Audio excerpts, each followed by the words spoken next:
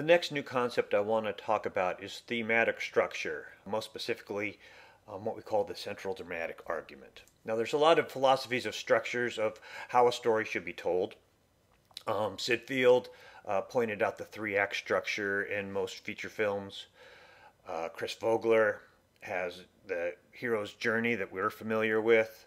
We've just talked about the story circle that Dan Harmon uses, and there's other ones like Save the Cat. The important part about the central dramatic argument is that it adds a lot of weight to the story.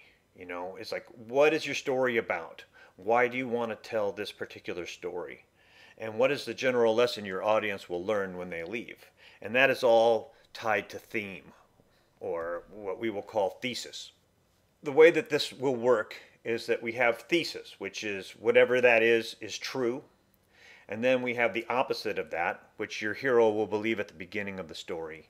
And then through the events of the story, your hero will be able to test both the thesis and the antithesis and come up with synthesis, which will cause a character change because of what they've learned through the journey, and it will lead to them achieving their meaningful conclusion. So what are good examples of a central dramatic argument? In the Full Monty, it is what is masculinity when your only measure of self-worth, which is in this world your job, goes away. And I don't know if you guys have seen this film, but it's about a bunch of factory workers who lose their jobs, have to go on the dole, and they decide to become strippers to make money. The Wizard of Oz. This central dramatic argument is basically Dorothy's journey from beginning at wondering what was over the rainbow to arriving at the idea that there is no place like home, and that is her change caused by the events of that story. In Rocky, the central dramatic argument is what defines winning and losing. The best way to set up a dramatic argument is to pose it as a question like that. Inside there, can losers win and winners lose? Can winners fail at their physical goal but achieve their emotional goal? That is, as we know, all acceptable. So the central dramatic argument is essentially your hero's motivation. You want to create events that change your hero's view of the world, rejecting the original view and eventually embracing the new one, like from over the rainbow to there's no place like home. So there's a wide variety of central dramatic arguments that we can create. You might recognize some of these movies. Are we batteries enslaved by digital delusions? Is hate a cage opened with forgiveness? Does absolute power corrupt absolutely? Can we do the wrong thing for the right reason? Can men and women just be friends? Is it better to be dead than a slave? If you love someone, can you set them free?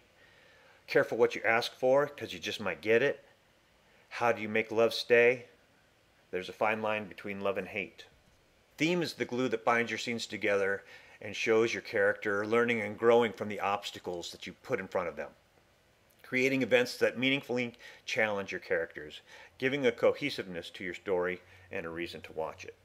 What we want to do is have your hero start the story believing the wrong side of your central dramatic argument. And then the events in the story will teach your hero why she was wrong, and eventually she'll embrace the thesis that helps your hero overcome the oh shit moment and achieve the meaningful conclusion. Your antagonist also embraces the wrong side of the central dramatic argument. How does your antagonist behavior show the consequences of the CDA if your hero fails? Essentially, what will happen if the Wicked Witch does get a hold of the ruby slippers? There are three ways that we can create change in a story. It can be internal, what's going inside the characters' minds, things characters think, feel, and learn, believe. There's interpersonal, the central relationships in the story. They can change and dip and rise and plummet and spike and grow. And then there's external ones that we've been working on mostly. Plot events, complications, obstacles, problems. They generally move in a straight line from beginning to the end as your hero pursues her physical goal. So when it comes to character and story, which is more important? The answer is that they're equal and they're tightly bound together.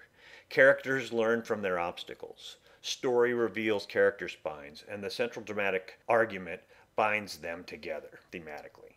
So essentially, as you get into your treatment, you need to decide, what do you want your hero to learn? First, you've got to establish your central dramatic argument. Create a hero who embodies the antithesis. The story is a journey from antithesis to thesis. Your story is a test of your hero learning from her mistakes. Create obstacles and complications that make your hero want to deny the thesis discover the thesis, fail at demonstrating the thesis, and then embrace the thesis through physical action. The purpose of the story takes the hero from ignorance of the truth of the theme and make them demonstrate the theme through action, locking story and character hand in hand. For example, Dorothy can't return home until she experiences the perils of Oz, learning there's no place like home, which unlocks the wish magic of the ruby slippers. We do want to have imperfect heroes because it makes them much more relatable. That's why I've always said that Batman is far more interesting than Superman. We want to give them flaws, we want to make them vulnerable, we want them to have fears, and we want them to learn something. And that's what we call the central dramatic argument.